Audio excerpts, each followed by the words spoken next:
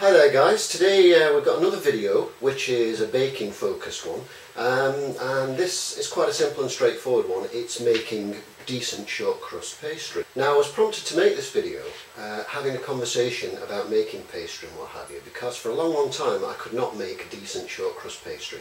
I was told various reasons for that. I was told that it was that I was maybe handling the dough too much. It was maybe my hands were too hot, because you really need cold hands and handle it as little as possible, and numerous other possibilities. But when all said and done, the recipe itself is as simple as it gets. You've essentially got 8 ounces of plain flour, 4 ounces of fat, which is usually comprised of 2 ounces of lard, 2 ounces of butter or margarine or whatever baking substitute, and a pinch of salt. Maybe a little bit of sugar if you want a sweet pastry, but that's as complicated as the ingredients get, so it shouldn't be that hard to mess it up. However, every time I made it with my hands, it came out like a brick. And having a conversation with a cook one day, she said to me, "Why don't you make it in your food? You've got a food blender, why don't you make it in that?" And I said, "Well, how do you do that?" And she said, "Exactly the same. So you basically put your flour and your fats and what have you in."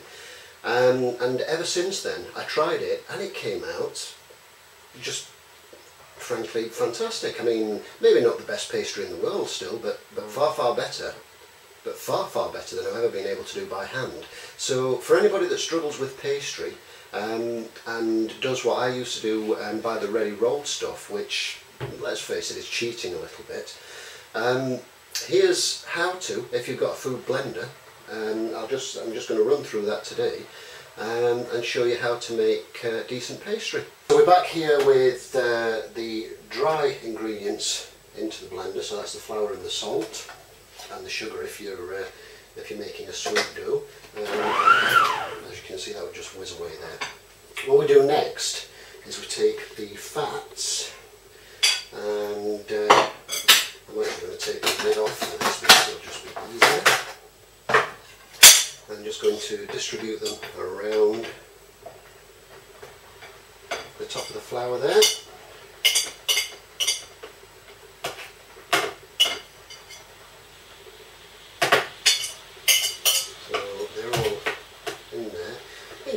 Into the flour with your knife if you wish, but it really doesn't matter because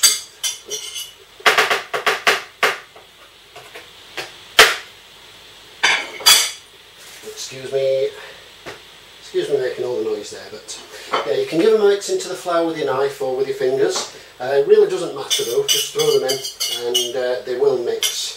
And what you're looking for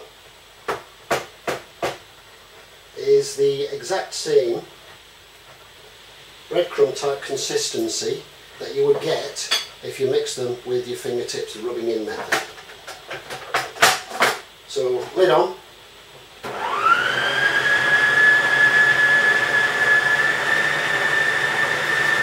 Essentially what you're doing here is you're just letting the blender do all the work for you. You let that whiz away until you get the breadcrumb consistency. At which point you start dribbling in the water.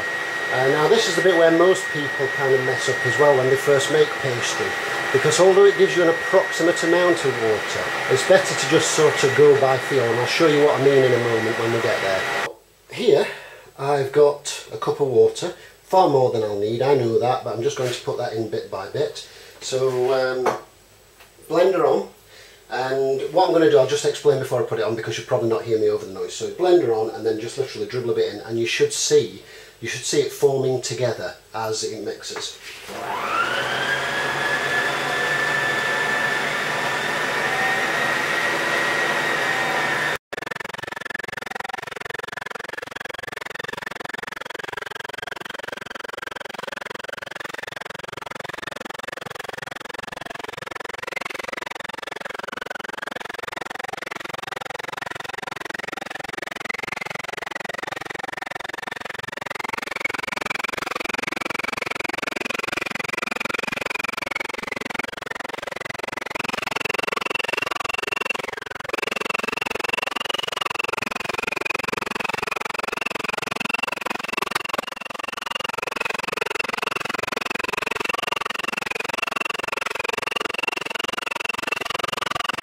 At this point right here you can see, hopefully you were able to see that on the video, that it's formed a ball of dough. And basically once it's gotten to that point, you'll see I varied the speed as well a little as I was mixing it, as I was feeling that it was binding up a little bit there, just a bit more power. At this point we need to turn it out onto the side and finish it off by hand, which is literally just a case of making sure it's all bonded together. Add a little bit more water if you really need to, but it shouldn't be necessary. Once it's formed a solid amount like that, a solid mass, then it's just a case of rolling it into a ball, wrapping it in cling film, and then chilling it for half an hour in the fridge. At this point, a little bit of flour on the work surface just to avoid your pastry sticking, the same when you're rolling it out of course. If you have a tendency for your hands to be a bit warm as mine do, run them under a cold tap, just chill them a little bit, dry them. And at this point we can take the mixing implement off and just form this whole lump of dough into a solid mass, and it should feel very, very slightly sticky, but not sticky in such a way that it will leave any residue on your hands. Basically sticky enough so that it will stick together if you touch one piece to another, and it will stick together very sort of firmly and definitely, but certainly not so sticky that it will stick to your fingers, because that's a bit too much. So, and literally at this point it's just a case of forming a rough round. Now the good thing about this is you can make batches of this, so you can make 2 or 3 of these and wrap them and freeze them, just like you would with your sort of pre-made pastries that you buy from the supermarket. And that's literally it. That's as much as you need to handle it. All I need to do now is wrap that in cling film and stick it in the freezer, in the fridge to chill for half an hour, or as I say in this case it will be left overnight because I'm going to be making something with it tomorrow, and hopefully I'll maybe be putting a little video of that up, depending on what I make and where we go. So there you go, and as you'll hopefully see if I do get that video up, this pastry turns out really, really nicely, nice and crumbly and everything, and far better than I can do by hand. So anybody that struggles with pastry, if you've got a food mixer like this, try this method. It's quick, it's easy, it's much less messy, and I think you'll be very, very pleased with the results.